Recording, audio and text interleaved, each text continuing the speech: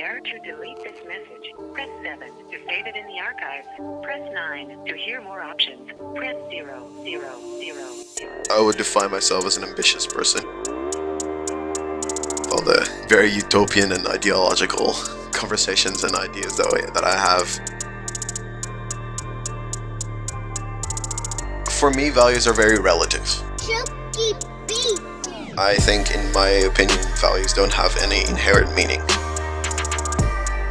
I think they're very subjective, very relative, and I don't think there is any right or wrong in values. Only the right or wrongs that is defined by society themselves. I see human progress as getting rid of bias and ignorance. You should be very aware of your own bias.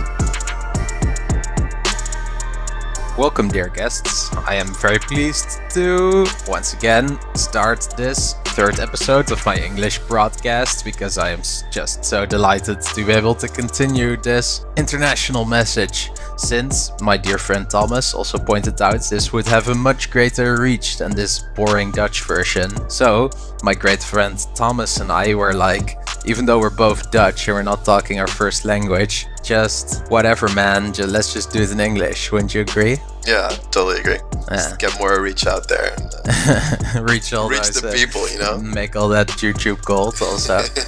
So, I am very delighted to announce my latest guest. Hello, Thomas. Hello. Thank you for having me. Yeah, it's my pleasure entirely, good sir. So, how are you doing on this fine day? Yeah, pretty good actually. Nice. So let me just kick the door in to literally translate the Dutch expression. There comes the monkey out of the sleeve. What do you like as a person? What I like is to be free, for everyone to be free, to be able to pursue what they in life desire and what they in life dream of having. It's interesting. Because, well, two things strike me in your answer. My first thought that I had is, wow, it's interesting that you actually... Oh yeah, now comes... I literally thought about the word value, but that's actually something that you will return to also, because you're a person who likes values, but you seem to hold it in high regard to see other people act in a certain way which is not at all related to your life or your actions, exactly. You know? Yeah. And I think that's interesting because most people answer me something that relates to themselves. You know, people will say, oh, I don't like when people do this or do that, which affects me in a certain way, you know? Yeah. Would you agree that you have that less? Yeah, exactly. Like, I have that less. Like, the beauty of why I'm so interested in values is especially because, like, I want people to be able to go on the same journey as I have, not specifically like related to the things that I do, but like to find that passion and to find that freedom of choice, what they want to do, and then do something they love or they like. I think that's something that I value really high as well. Like, I think that's a really beautiful thing to pursue in life. Well, now it sounds a bit more cliche, though. Yeah, but it is a little bit cliche as well. But like, and it's not like I'm a super altruistic person or something. But like, it is that if you just look at the news, there's so much like stuff going on and whatever. And like, I think like I'm with that sense, I'm quite a dreamer, hoping that like one day everyone will be able to live like happily lives and pursue what they want to do, because I think that's actually one of the nicest things to do in life. But there always have to be limits, right? I mean, exactly. The Nazis can't be free.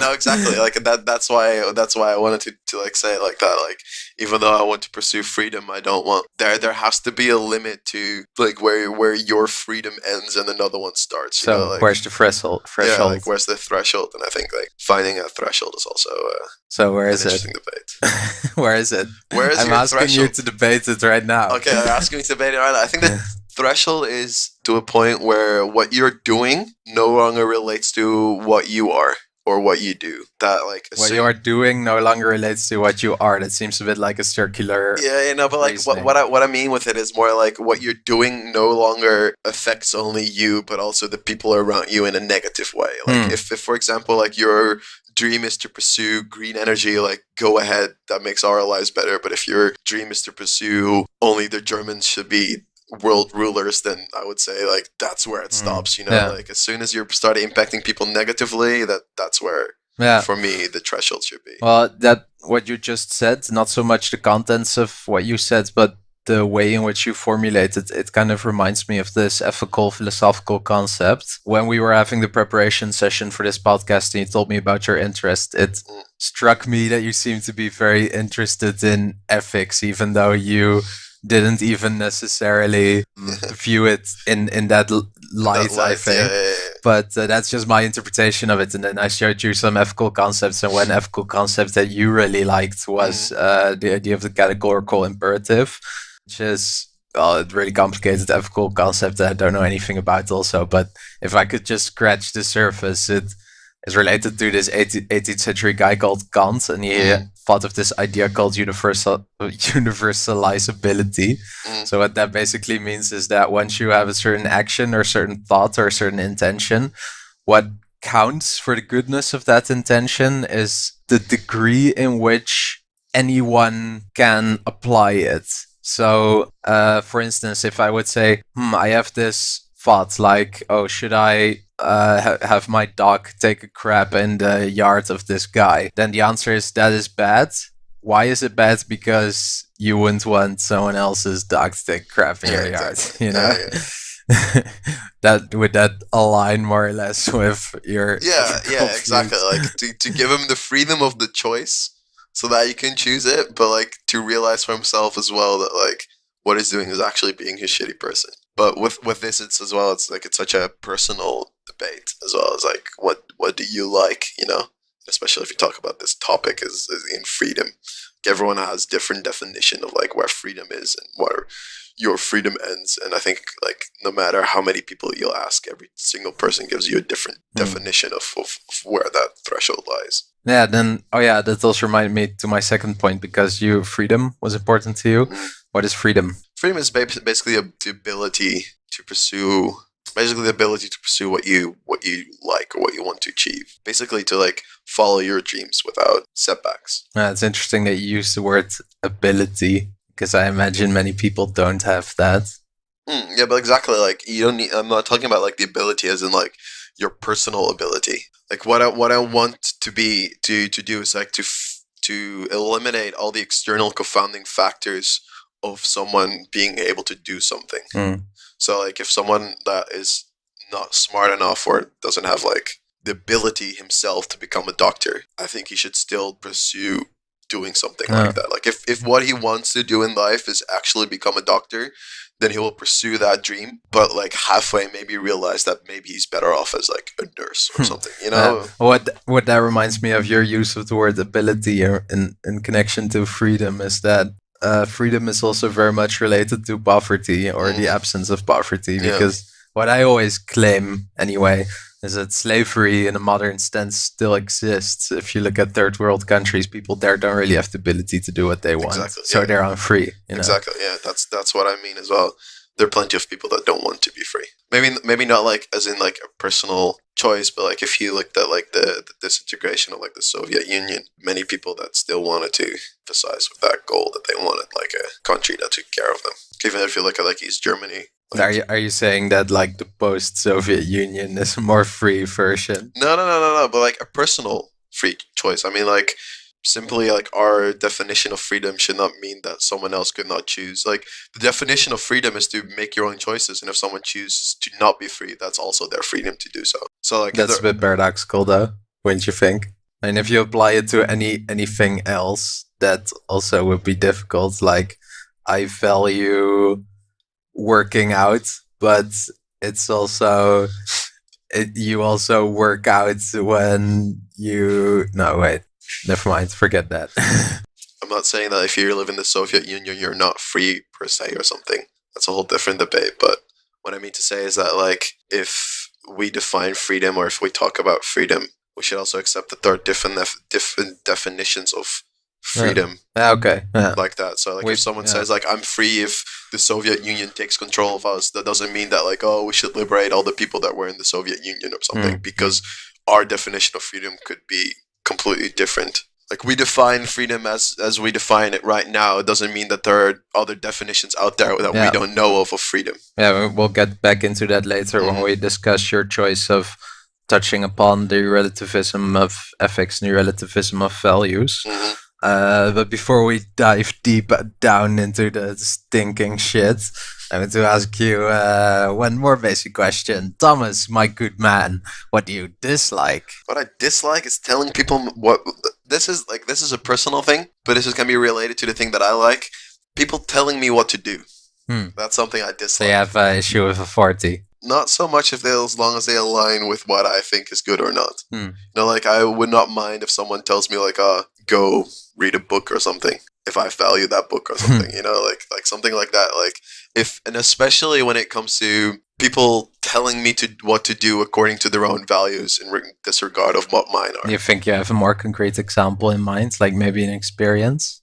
Cleaning my room. You know, like my mom is she's very like always like, I want the house clean and whatever, you live under my roof, so therefore your room is my room. So I want your room to be clean. And I'm like, yeah, but like I don't really care. I can clean it tomorrow. I'll do it eventually, but like maybe not now. Yeah. And then my mom tells me like, oh, you have to clean your room because I want it to be clean. And I'm like, you know. Oh, what about a more serious potential like future example? Like imagine you had a job and like this proper adult job, you know, like I imagine everyone could all the time would meet situations where they clearly disagree with their boss, but they just have to like swallow it, you know. Like, do you think you would have really more issues with that than other people? Well, I've asked myself this question a lot, and I don't think so, because with something like that, there's a greater goal in mind. You know, like if you do your job or if you do school, for example, I can still go to my exams, and I still make my exams, and I still make my homework for certain classes, even though I might disagree with the way of teaching or the way of doing. So you can swallow it then? Yeah, I can swallow it, but it's still like that doesn't mean I don't like it, that I like it or something. But in that sense, I can be very sometimes very distant of my actions on an emotional alienated level. Yeah, because like I can either like sit here and complain and do nothing, and because I'm complaining, or I can just do it and complain about it, and maybe hopefully in the future there's a chance for me to differ from that or something. I also know from my own experience that there's a lot of different ways to experience this alienation. Like you can experience it in like a positive way or a negative way, relatively, I would say, because you could also feel alienated by activities that you dislike doing and then just completely stop wanting to do them, or you can just still continue to do them. You know? How would you be in that? I mean, would you like, can you like still keep up doing something you just don't have passion for in the long term? Long term, probably not.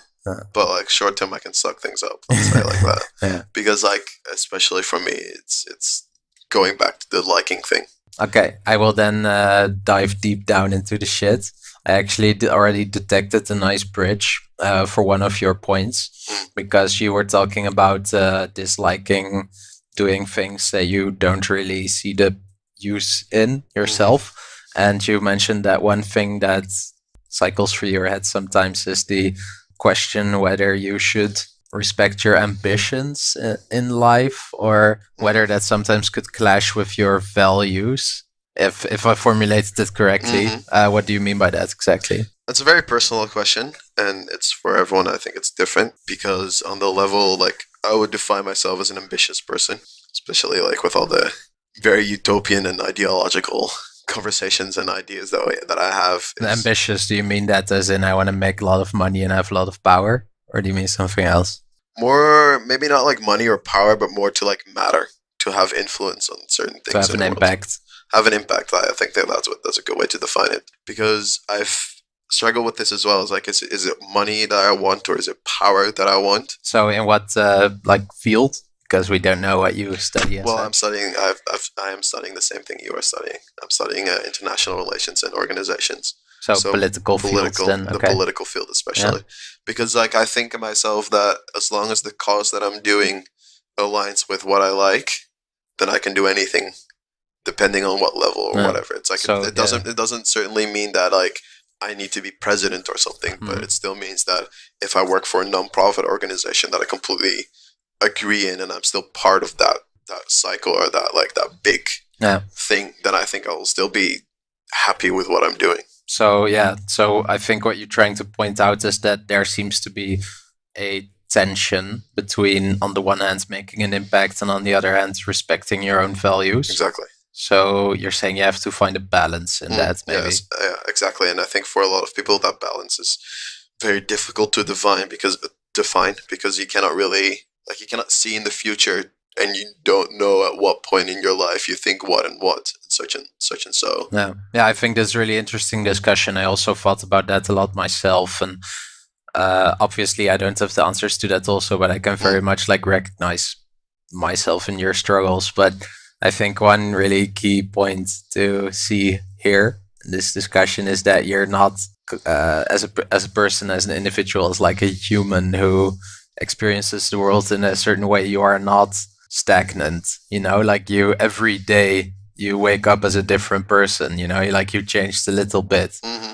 And I think it's also easy to underestimate how quickly you change as an individual as a result of the environments that you move yourself in, So once you start having this office job which you initially got in because you don't have the values, but you maybe got in there with this attitude of, oh yeah, I'm going to be like this undercover guy who does good things, then you just still get changed. It's called socialization in a fancy word.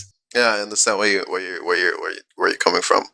What you mean, especially. It's like, but with that, as again, it's like then you have to make that like that bridge as well to like where you came from. Is like when all of a sudden, like if I'm sitting here and I think about all these concepts, but like in a year or so, I came to the conclusion, you know what, I am going to do this with my life. Like I want to achieve this, and I'm going to make myself a promise that no matter what, I'm going to do something to achieve this. Yeah. Depending on if you make that conscious decision or not, also depends if you're going to continue with what you're doing or not. So then, what is it that you want to achieve? I don't know yet. I don't really know yet, to be honest, because for me it's still very broad and very, very it's very abstract, like especially the field that give a picture of the feeling or maybe your struggles, the questions you ask yourself. The question I ask myself is like, is the things that I'm doing worth it? Like, is the things that I want to achieve, is that even something that I would want to achieve or not at all? Yeah, but I mean, in what direction would you want to go there? Like, what is it that you feel is the good thing to achieve? Because the field you would want to move in is politics, so that concerns like the organization of people, as I would phrase it.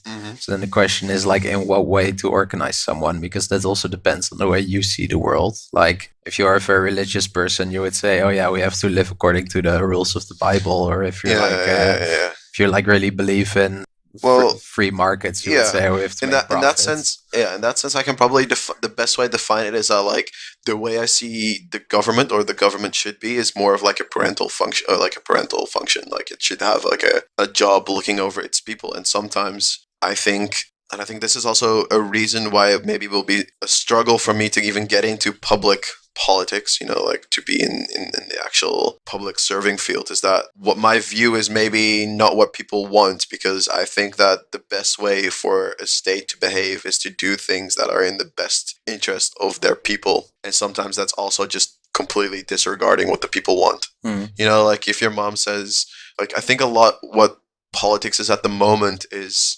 people yelling, I want a cookie, I want a cookie, I want a cookie. In the short term, they're pleased with their cookie. So if I could rephrase what you said, is that if I could rephrase your I want a cookie statement, is that you would feel like politics is more oriented towards short-term goals rather than long-term planning? Especially because in the moment saying no to that cookie is a bad thing, and people will be very displeased, and then they'll the difference between politics and having a parent is you can't change your parent, but you can change your government. Especially in the short term, people yelling, I want a cookie. In the short term, they're like, I want a cookie, I want a cookie. And then they get that cookie and they're like, oh yeah, this is a good government. They got me that cookie. But if they say like, I want a cookie, I want a cookie. And the government says, no, I don't want a government. Then 4 years later, they can change it. Especially in our society, that is a thing. The job of the state should actually be sometimes realizing that saying no to that cookie is in the benefit of all, rather than always giving in to demand. So would you see yourself as like a politician trying to change the opinion of the masses? Yeah, in that regard I would. But to be a bit more concrete, like what's your political ideology? Because you mentioned a little bit about government setting values for the population to follow. That sounds a bit totalitarian, though, I would say. Like that you don't give, as in, because you first started out with freedom, and then you're saying, oh yeah, but I do like freedom, but I also like government taking that freedom away from us, right? Yeah, that's basically, yeah, exactly. That's a good thing to point out, is that like personal freedom is a good thing, but in that regard as well, as like you have to realize that even though personal freedom might be a good thing, you have to realize that you're not alone in this world. Yeah, that's a good point. The way I would rephrase that is saying that freedom is not the same as autonomy.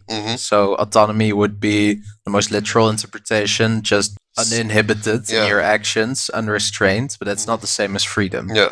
Your first initial definition of freedom was more like autonomy, saying, "Oh yeah, you have the ability to do what you want." Yeah, if you'd find it in that way, then but then now you kind of come back on that. So then, what would freedom be? Because now you pointed out, well, freedom is that free ability to do what you want, autonomy, but there's also the element of taking account of others. I think that's like the balance that you should find out. With this is like, as again, it's a personal way to define it. I think it's very difficult to even try and generalize. What about saying that you take this concept of autonomy, ability, but then apply it to the collective? So saying the collective as a whole, with all the parts together, they as a whole have a lot of ability to do what they want. Maybe the government should then like take on the responsibility of looking over the overarching thing. Well, maybe the government should take on the position that they're sort of like the policeman or the parent that should find out or help where some freedoms overarch other freedoms or impair other freedoms, and then while still trying to harness personal autonomy. I think that's the balance that they should take. I think this is a nice philosophical explanation of a position which is actually just radical leftist. So that's nice. Yeah, I would define myself as a radical leftist. Yeah. Okay.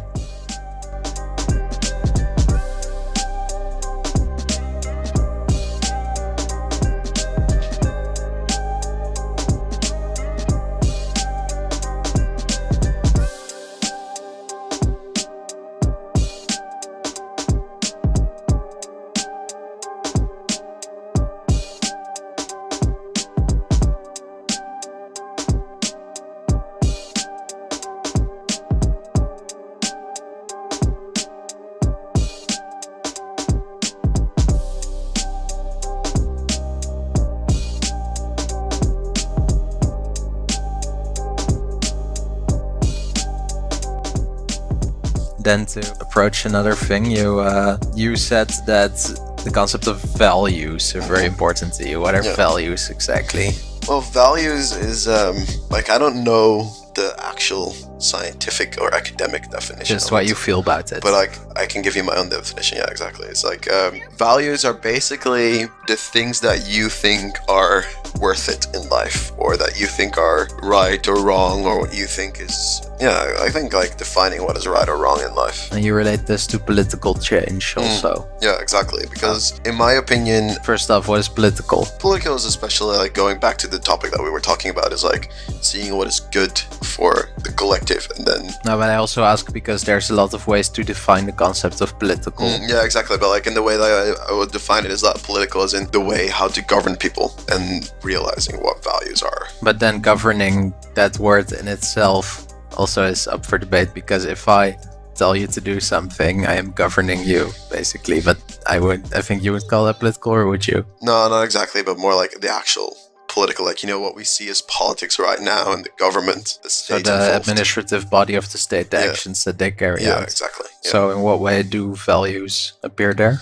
For me, values are very relative. I think, in my opinion, values don't have any inherent meaning. I think they're very subjective, very relative, and I don't think there is any right or wrong in values. Those are defined. Those that only the right or wrongs that is defined by society themselves. So when you say values are relative, is it that you mean that values always differ between people, in person to person? But I think there's also like with many things on this, there's like there could be a general But if value. if a value is as legitimately present in one individual as it is in another, then how can you ever enforce your value upon someone else, which is what you're trying to do with your paternalistic government? Mm-hmm. Well, that's the thing. Like, you can't really unless you agree on something like that. Yeah. And I think So that would be like how a dialogue or force or what? Yeah, maybe dialogue or force would be a way, but defining how could be something that we could do But when if you're actually taking the step of making such a government. yeah, but if it's really relativistic in itself, then how can you ever like Well, let's say convince someone of the legitimacy of your Yeah, side? exactly. Because then it Let's- becomes a matter of faith, you know? yeah, again. yeah. Let's put it this way. I think that, in my opinion, let's say like that, I would hardly disagree with anyone saying that like values have inherent meaning, because I think, in my opinion, there is only one right answer to something like this: is that Mhm. they're relative while still respecting everyone else's. Mhm. Saying, I will give a bit more to make. Right now, we're having a very abstract discussion, Mhm. but I will just give an example to make it a bit more simple. Imagine you say it is my value to have nuclear families with like a mother, a father, and 3 children. mhm, And then another person can say, well, it's my value to have like huge collective families where there's like 20 children and like 10 mothers and 10 fathers. And like scientifically speaking, you could give a lot of arguments for and arguments against to like set this up in a certain way. And if you do set it up in a certain way, then people will already get accustomed to it, and then people will get Change used their- to it and then change Yeah. into adapting to it. And then if you set up the other system, then after 10 years, people will think the whole idea of nuclear family is alien. So this would be like typical debate of what should we do, you know, or then like whether we should accept single parents or homosexual parents, or, you know, all these kind of things, or like abortion or something. And these are really good examples of like value related political debates. But then when you say, oh yeah, it's all relative, like it's just the culture you grew up in and it's Mhm. just like whatever you happen to believe, then how can you ever make good choices? So how can you ever agree on something? Yeah, exactly. And I think the thing is with it as well is that what you have to do is, what I think you should do is accepting that values are relative, but also accepting that there is something as happiness or human progress, let's say it like that. Maybe not happiness per se, but like human progress. Or because like if your overarching value is, again, people's freedom or people's autonomy, let's say it like that, then there, in that regard, there is something called right or wrong. Mm-hmm. Because if you go to your example, if there should be a family with 2 parents and 3 children, or there could be a family that values 2 parents and 10 children, there are consequences to having the different type of family, you know? So like if you look at overpopulation, if you look at pollution, if you look at the future of humankind and whatever, those values have real consequences, and then there is something that you can.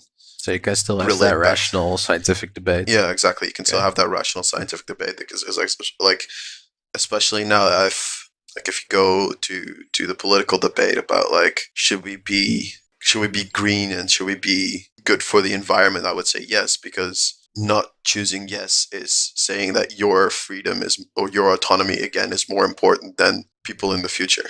And what is human progress then? What do you mean by that? Well, human progress is like human progress is something that I personally find super interesting, because I think human progress has no limits if harnessed right. And I think that's a really I think it's really interesting, because like if the human progress, if you think that human progress has no limits, then your limit is your fantasy. And I think there are a lot of certain, like, sure, we have to go through the element of realization of like actually doing it, but I think there are a lot of different ways to actually do something. I mean, like if you have your fantasy, if you see your fantasy as a single point on a line, you don't just have to take the straight line. I think there are like multiple ways of realization of like going to that point. I was you know? about to say that because in social science there's this idea called modernization theory. Mhm. And do you know it? Yeah, I know it. Yeah, it used to be really popular, but now it actually gets criticized a lot with like the coming of more modern social science. And the theory was like basically something that you could think of in like primary school, Yeah. where you say, okay, if you just take human progress, it's basically like a straight line with like key phases that everyone Yeah. has to go to. And like Africa right now is in phase 2 and Europe is in phase 4, you know? Yeah. But you're saying also that it doesn't necessarily work that way, or has it up until now is the question. I would not say I would disagree with the modernization. Well, because it is basically generalizing every single one country and every single person. Why is that wrong? Well, because of the fact that if you take the modernization period and you put it in Africa and you say every country has to go through these stages, you don't take into account the African history, like the tribal ways of organizing themselves and the values and ways of living and the ideas that come with that. Maybe they're completely opposed, but they still go into the first phase, but that creates problems in the first phase. But Europe had tribes too, right? I think the modernization is a little bit going... But then what's the difference? I'm just trying to get your critique out there. Well, like, the thing is, the difference is that, like, the modernization theory in Europe has just been gradually going. It was just sort of like a natural way that we went our ways, but we find it natural, and therefore we see that it works, and therefore we as in Europeans. Yeah, we as in the West are Europeans. So you have this nationalism creeping in there. I see. Yeah. But like, going back to my point, is like we think that this is the way to do it because it worked for us, but I think it would be ignorance to say that this is the only way, and therefore apply it to everything else. So what could be another way then for Africa to develop? Because the question of development is also relevant to your point about progress, like what it is. Yeah, exactly. Is it just like technology, the cars you have and the roads you have, or could it also be social, maybe? Also social, I think. I think a good way to put it is maybe I see human progress as getting rid of bias and ignorance. I think that would be a good way to put it. Okay. I think like that's a really ideological concept, I know, but I think like that should be something you should strive for personally, but also collectively. I would say bias is like really ingrained into how we function as humans. Like if you study psychology, then you basically learn about how we have bias like in every single situation every day, you know? Yeah. I think it's also how we live, like as in how we can function as people. We need biases because without biases, we have to constantly reinterpret everything as a completely new input. Yeah, but with that, I understand. But with that, you can also sort of like generalize it a little bit, like make it a little bit more subjective, saying that like you should be aware of your own bias. Yes, we were talking about development. Oh, yeah, development. What it is. I think like again, you should be very aware of your own bias. Yeah. Not like being like it's impossible. I would define myself as a realistic ideologist. Well, I think it's a good thing to pursue ideology, but also still be realistic to what is realistic to achieve, and is it realistic to have this ideology to a point? You know, like I think it's always good to pursue good things in life, as long as you be realistic about what you shouldn't. And what about ignorance? What do you mean by that? Like what the ignorance is like saying, like it relates a lot back to bias, saying that there's only one way, like the modernization theory, like this is the way to do it, and there are no other ways. Like looking for other methods that might be possibly better for certain situations, but just say like, I don't care.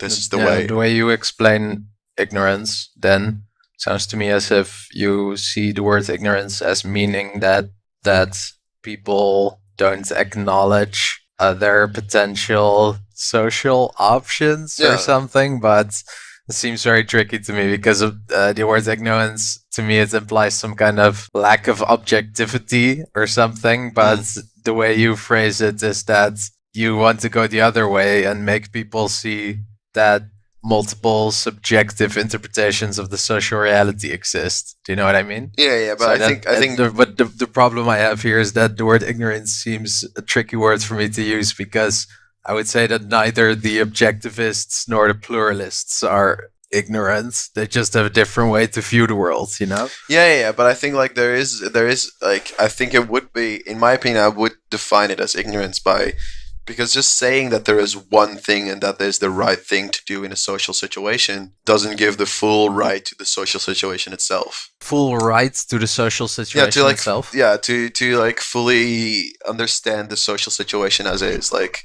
I think it would be ignorant to say that like the West way, the way of living in the West is the best thing. No, yeah, it might be for us the best way of living. Yeah, because we're raised that way. Yeah, exactly. You're raised in a certain way to think in a certain way. But like, there are two options you can do with that. Either continue living in that like way and that uprising saying that like, yeah, the West is the best way to live because it is, but it is to you and the way you've been raised. And you can either say to yourself, I could say to myself that I should think about that fact. There are many people that don't, and I think that's the ignorance part. Saying that like, you're not giving yourself, like, you're not pursuing for yourself, like, you're not pursuing to be less ignorant. And I think that's something that society should do. Like, that's why I like academic life a lot, because academic life is trying to pursue unbiasedness, you know, like, it's trying to be as objectively as possible. What do you feel about academic life? I think it's really interesting. Let's say it at that. And I think it's a lot less... What is it? Academic life? Academic life is the pursuit of knowledge, let's say it like that. Yeah. And to create... so it's not even necessarily connected to the university as an institution, to you? Yeah, could be, but it also could not be. I mean, like... That's what the word implies to me. Like, when you're an academic, you're involved with universities. But you think... Saying that someone is not an academic because he's not part of an institution, I think it gives, like, the full credit to a single person. I mean, like, if, for example, like, Stephen Hawking was not related to any institutions, I would still define him as an academic simply because of his intelligence and the way he pursues knowledge in the same way. And can knowledge be objective? The only way to find out is to pursue being objective. Well, that's circular reasoning. Yeah. Because I asked you, can knowledge be objective? And then you started your answer with, the only way to find out is. But another way to phrase my own question is, can you find anything out? So then that doesn't really work. No, I don't know, because like the whole discussion is about relativity and subjectivity. So it's this is a problem that I have, is like sometimes you can dabble too much into relativity, because sometimes you can come to the conclusion. I think you mean relativism. Yeah, relativity is from Einstein. Yeah, but like you can be very, you can sort of like get like swallowed by this whole debate, you know, like losing yourself in all these different theories. Like emotionally? Not only emotionally, but like personally, I think. Like even as an academic, you can get too far into certain things. For me, right now, I'm leaning towards the fact that nothing really has any inherent meaning, only the meaning that we give it. Do you think so? Yeah, I think so. I don't think there's anything... What do you mean? I think meaning is very socially constructed. Yeah, what does that mean? Meaning has to do with emotions, and meaning has to do with people. But outside of people, I don't think it really exists. But when I say 1 + 1 is 2, is that socially constructed? Not really. Maybe like the mathematical side of it is socially constructed, like the actual numbers and stuff. But if you put two rocks together, there's still two rocks. Like we name it 2, but it is still something, you know? The concept is real. Yeah, the concept itself is real. But still, the number 2 doesn't float around somewhere in the universe, right? So is it objective or not? I would say that it is an objective observation, but that the number 2 itself will be... So observations can be objective? I think so, but only that has to do with like physical world, you know, like the actual... What's the difference? Where's the threshold between physical and non-physical? That's a fine line, but I would say that like, I think most people agree on like this table is real, but the idea that we have about... What's the threshold between table and non-table? Exactly. Like, that's what I mean. That's what I mean. It's more of like the problem that I have with myself as well. Like the name table is socially constructed, or the concept of a table is socially constructed. Yeah. But neither of us really deny that this piece of wood on 4 legs is not real. Is it? Well, earlier you mentioned the difference between an object and an observation of that object, and the observation of that object as you giving the status of 2 to 2 rocks, you accorded some existence to that observation itself rather than the objects that the observation was related to. Yeah, I asked that earlier, like, does that observation itself like have existence, or does it have existence to you? If you know what I mean. Yeah, I know what you mean. I think that like what you mean is like it's the observation that is is that a personal observation or does it exist outside of me? Mhm. They can somehow be both. For me, it's a personal observation that this is what we define as a table. But if I leave this room, the word table is not ascribed to this, but it's still what it is. What about entities in social science? Like you're speaking of government and progress and state and collective and group and will and values. These are all words which are very abstract entities. Yeah. What is their existence, ontological status? Well, I'd say like you know what I mean. What I think it's a good question because it gives me a good example. I think that the word state and the name meaning that we give it could be anything. Like if we all of a sudden all agreed on the fact that like if I now go to the municipality of Groningen, you know, and I go to their main building, all of a sudden the state becomes something physical. It becomes a person sitting in a building. Becomes physical or becomes physical to you? Yeah, but then you're going to debate like, can I trust my own, like... No, I mean, I'm still on the topic of ontology. So when you say when you go to the municipality, the state becomes something physical, all I'm asking is, what is that object then? Like, is to you? It's part of that. Like, it's part of that whole like the whole state. But like, as what I'm gonna say is that like we can observe there a person working somewhere doing something in the name of something, but like we call that state. Like, so that's still our subjective decision. Yeah. Does that also have something to do with our values? Well, like it's the same. It's going like it's connected because I think that values, especially, is socially constructed and therefore has no inherent meaning. If all of a sudden all the humans would disappear for some reason, states wouldn't exist. State wouldn't exist. Also, yeah. Although the practice of governing could exist. Yeah. Is it not inherently human? No. Like what I mean to say is that like if all of a sudden all the humans were gone, the state would not exist. But all of a sudden, if there were like two people organizing themselves, the practice of state would still exist, like the organization value. We just gave it a different meaning, you know? Yeah, that's also an interesting thought. Like, imagine if you had only two people in the world. Yeah. I think intuitively you wouldn't say that like states existed or politics. But like the practice of doing it would exist, you know, like organizing ourselves, like basically like because one person is subjected to another. Like yeah, maybe or something. Power. Yeah, it could be, or just like. So then power plays a central role in your definition of politics. Yeah, I think so. But also like if you only have like two people in the world, what I mean is like their actions or their behavior doesn't have like a certain name per se, only the name that we gave it, you know, like if all of a sudden someone is organizing a field, what he does might not have a name or something, and because he just does, because it's a useful thing to do, because he wants to do something with that field. But for him, it maybe doesn't have any name or meaning what he does, but he still does it, you know? You also think people live in different realities? Yeah, I totally do. What do you mean? I think reality can be defined in two different ways. You know, personal reality, the way that we have our own values and the way that we see the world and the way that we act upon those things and why we do the things we do and why we make the decision that we make. And I think that's very personal for everyone else. But then there's also a sort of like overarching reality that has nothing to do with personal individuals, but more with trends. Just trends as in customs?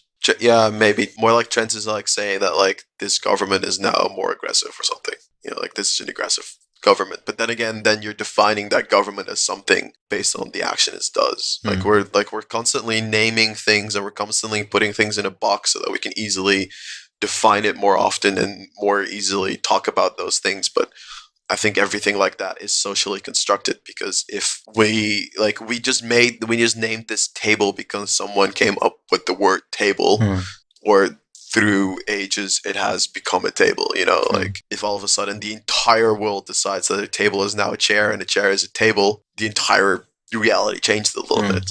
You know, it's funny, it's just like this emotional thought that I just had after like talking with you about this for an hour. I would say to you that I hope that you are stronger than I am. You know why? Because if you Okay, let me say it like this. If I would think about these things all the time that you are thinking about, then I would just get really depressed. And this is exactly why I've said, like, you can get yourself completely lost in this discussion. And that's a really, for me, like, I cannot deny that thinking about this topic has not made me feel depressed or down.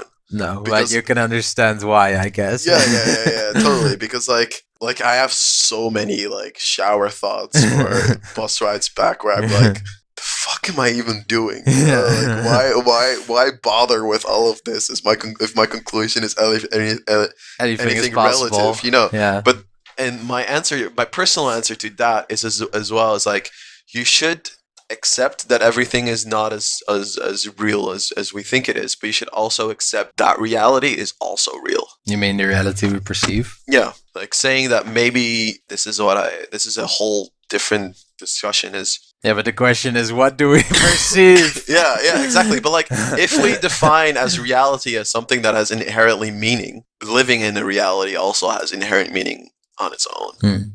Do you have anything to say as a nice closing act? As a nice closing act is always pursue your dreams, but don't get too lost. Wow, that's very inspirational. Yeah. And on that note, I will thank you very much once again for listening to this all the way through. I love you for it, and I really mean it. Please give me a subscribe and a thumbs up because I crave it. And now it's time for the outro.